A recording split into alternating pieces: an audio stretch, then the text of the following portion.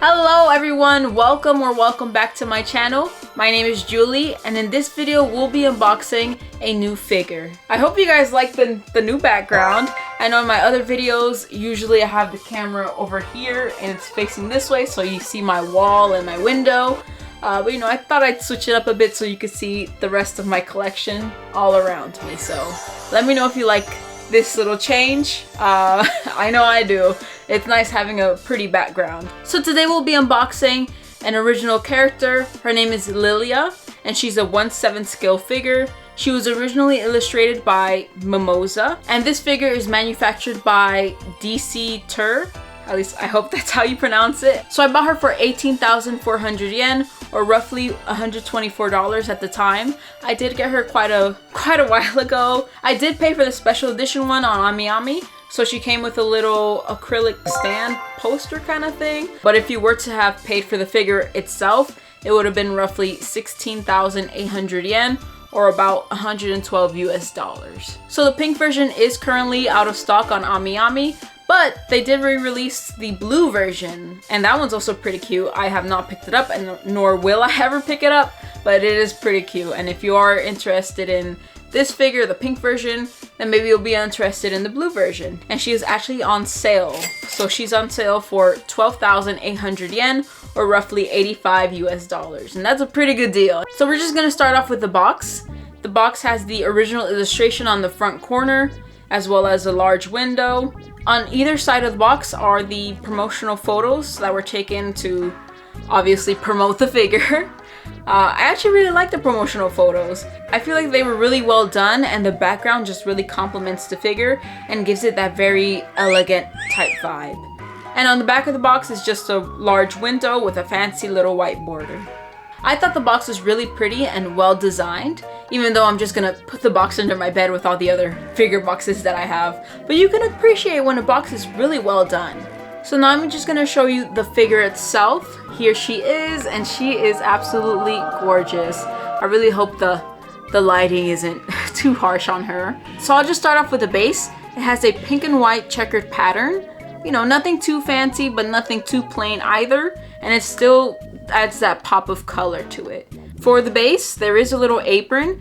It is pretty loosely attached, but you know, it's not like it's gonna be any issues. It's not gonna randomly fall off the base. So, you know, you'd have to grab it and like shake it around for it to fall off. She has very pretty blue eyes, and I think the color of her eyes really complement the color of her hair. And I think it helps both stand out really nicely. On the blue version, she has white hair with hot pink eyes, but I just think the eyes on that one are a bit too harsh. Speaking of the hair, I think the hair is really nicely done. I really like the sculpt of it. All the strands are nicely defined. As for the shading and coloring, it's more of a solid pink. There's very minimal shading. Like, I could see a little bit where the hair is a different color, like a little bit of highlights, but it's not that noticeable. But I think that's fine due to the way that they sculpted the hair. The hair kind of reminds me of Play-Doh in the nicest way possible. I feel like it really just helps the figure pop. That's one of the first things that I notice. It's the color of the hair, and it's just so bright and lively. I can't help but love it. Now we can move on to her clothes, or what little clothes there are. She is wearing like a bikini top, but it's not cast off. She does have a skirt that's optional to take off, so she'll just be in a pair of panties. I like to have the skirt on just because I feel like it adds to the figure. The bikini part of the top has a glossy finish that kind of makes it look like it's made out of leather. The sleeves are not finished in that way. For the sleeves and the rest of the clothes, they have a matte finish. There's not much shading in the clothes, or at least not in the ruffles. There is a little bit of shading, but I feel like there's not that much as you would see in maybe other figures, but it doesn't take away from this figure. I feel like the sculpt of the clothes, and even with, like I said, with the hair, really helps to make up for the lack of shading, if that makes any sense. She does have a few gold accents in her clothing.